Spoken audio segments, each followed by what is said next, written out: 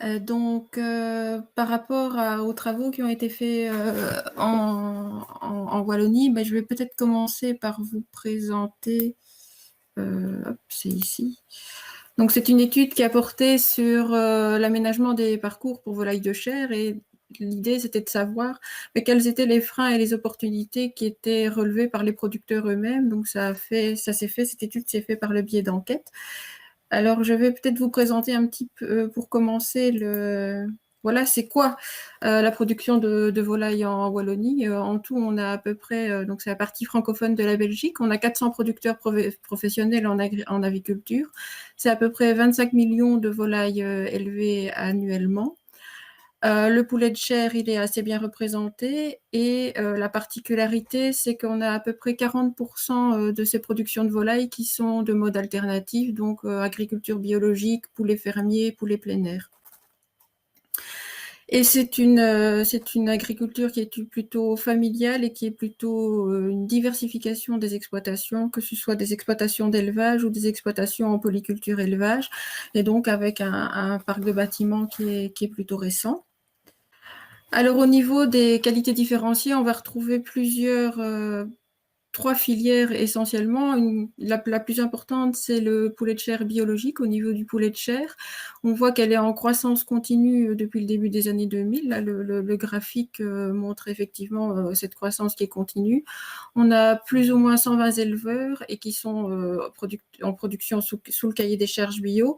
Et donc, pour ces producteurs plus particulièrement, le parcours, il est vraiment important et son aménagement questionne vraiment l'ensemble des éleveurs qui font partie de cette filière. Les deux autres filières sont plus confidentielles, on va dire. On a une filière qui s'appelle Ardennes Volaille, mais qui ne regroupe qu'une vingtaine d'éleveurs avec des modes de production un petit peu différents, un petit peu plus intensifs, et dont l'un stipule quand même que les poulets doivent avoir accès à un parcours extérieur. Puis d'autres filières plutôt poulets fermiers, qualité différenciée, petite vente à la ferme, circuit court, dont on ne connaît pas bien en fait le chiffre actuellement. Alors, le contexte de l'étude, c'était de savoir pourquoi est-ce que les producteurs de volailles, de poulets de chair veulent aménager leur parcours. Et donc, le constat, il est le même que ce qui a été dit cette matinée, c'est que malgré un parcours qui était mis à disposition, peu de poulets sortaient, peu de poulets l'exploitaient. Et donc, l'hypothèse était de se dire, si on a un aménagement de ces parcours avec des bosquets, des strates arborées, est-ce que justement on ne va pas favoriser cet aménagement, ces sorties des animaux, et est-ce qu'on ne va pas améliorer le bien-être de ces poulets de chair?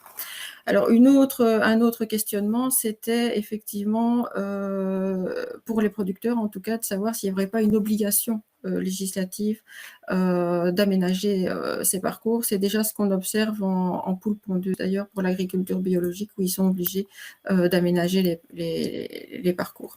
Alors, comment est-ce qu'on a justement abordé ce sujet des parcours? On a plusieurs supports qui ont été mis en œuvre et toujours en relation avec le terrain.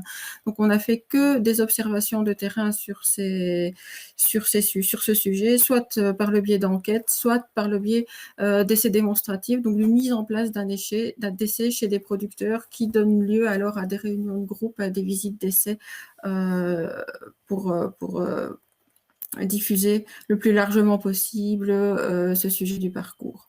Alors, au niveau de l'enquête, ce qu'on a pu observer, déjà pour les caractéristiques des exploitations, on avait 40 répondants sur notre enquête, donc 40 répondants sur la centaine d'exploitants, 120 exploitants en bio et en qualité différenciée.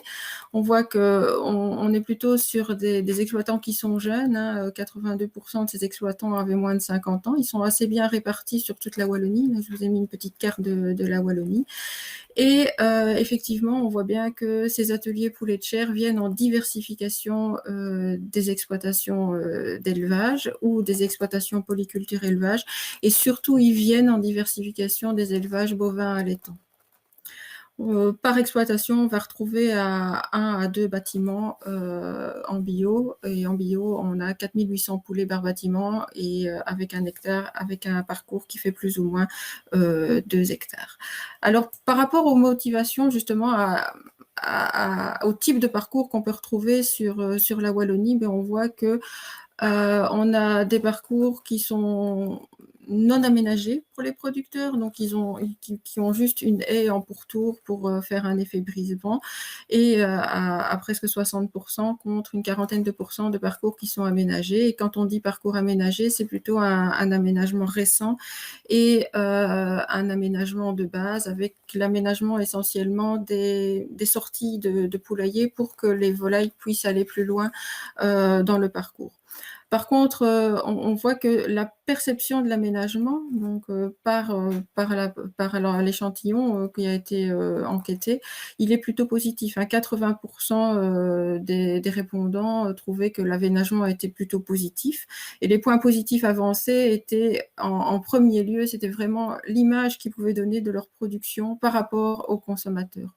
La plupart de ces éleveurs ont des points de vente à la ferme, et donc c'était vraiment important pour eux d'avoir cette image de parcours aménagé qui reflète une image de bien-être de leur production.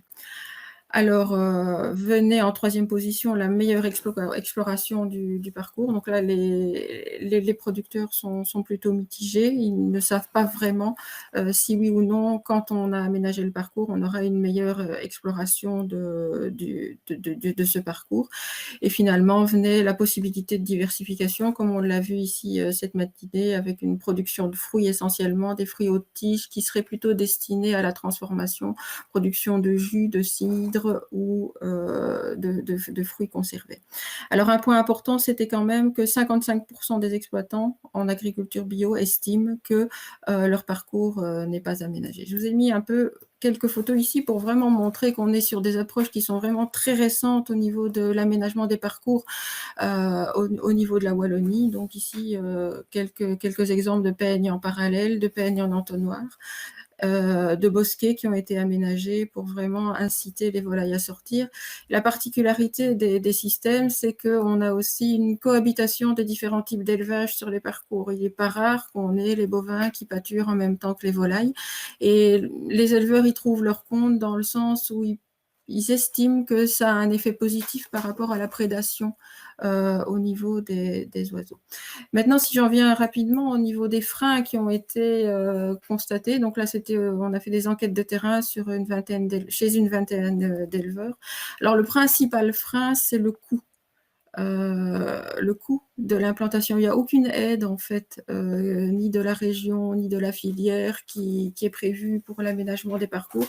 Et donc, c'est vraiment le principal frein qui apparaît au niveau des producteurs, suivi par la charge de travail peut-être pas pour la plantation, de ces parcours, mais c'est plutôt pour l'entretien de ces parcours, sans savoir si ça va vraiment avoir un effet positif sur l'utilisation du parcours par la volaille.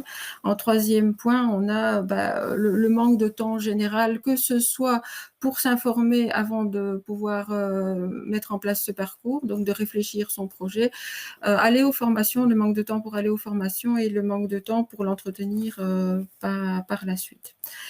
Est-ce qu'il y a eu, une des questions posées, c'était de savoir, sur les parcours aménagés, est-ce que vous avez eu des difficultés, est-ce que vous avez rencontré des difficultés après cet aménagement? Donc, il y a une partie de la population sondée qui n'a pas rencontré de difficultés, 6 sur les 17 sondés.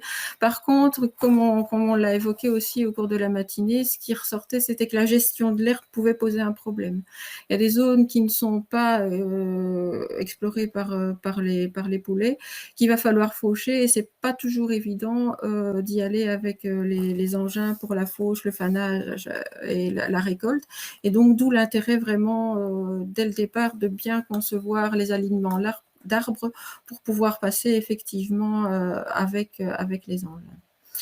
Alors, au niveau des opportunités, en fait, quasi la majorité des des producteurs pensent que l'image de leur élevage va être améliorée s'il y a un aménagement adéquat de leur parcours.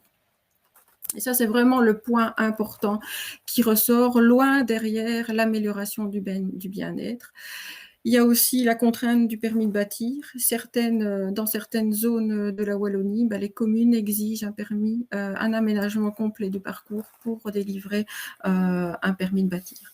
Alors, dans toutes ces approches qui ont été menées, il y avait bien sûr l'aménagement de ce parcours, mais on a aussi eu pas mal de questions sur quel type de gazon, quel type de prairie pour essayer d'inciter les volailles à sortir le plus possible. Et donc, du coup, on a fait toute une approche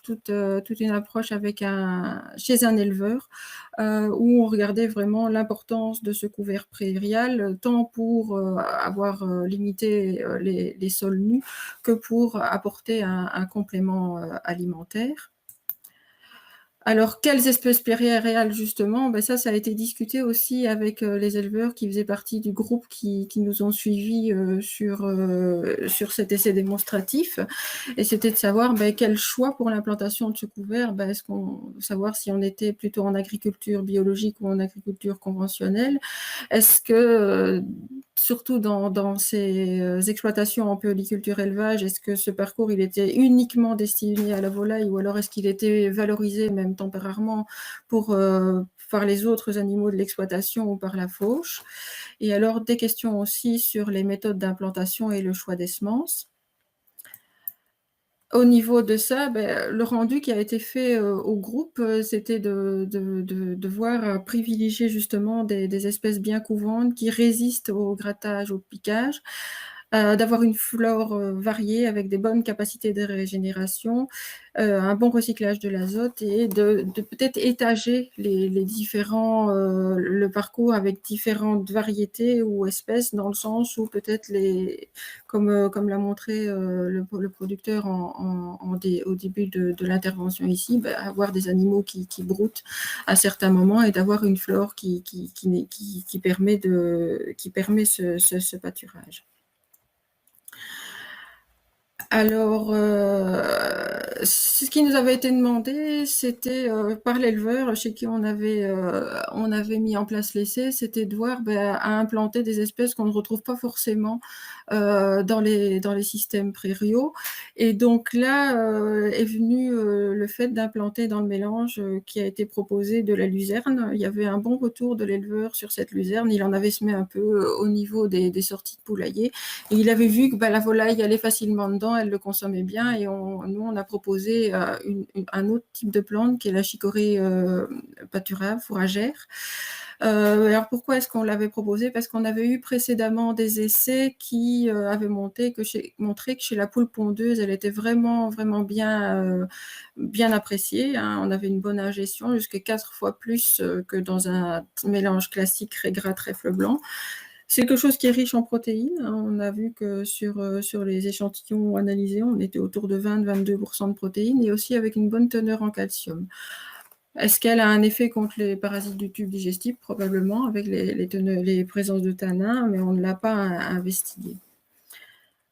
Alors, on a effectivement proposé en essai démonstratif chez ce producteur cette luzerne. Ici, je vous ai mis cette chicorée. Je vous ai mis ici des photos pour illustrer. Donc, c'était un essai en bande. On avait plusieurs bandes. Une bande avec de la chicorée luzerne, vraiment un mélange plus complexe, à base de raigrats, fétuque, fléole, paturin, trèfle, luzerne et chicorée. Et on voit que malgré l'assez faible proportion de chicorée dans le mélange, on était à 8% du mélange semé, on voit qu'elle est vraiment bien présente. C'était sur un semis de printemps, un semis au mois de juin, avec une exploitation 3 mois plus tard, donc ça c'est 3 mois plus tard en septembre, vraiment bien implantée. Et on voit sur la photo de gauche que ces luzernes étaient vraiment très très consommées.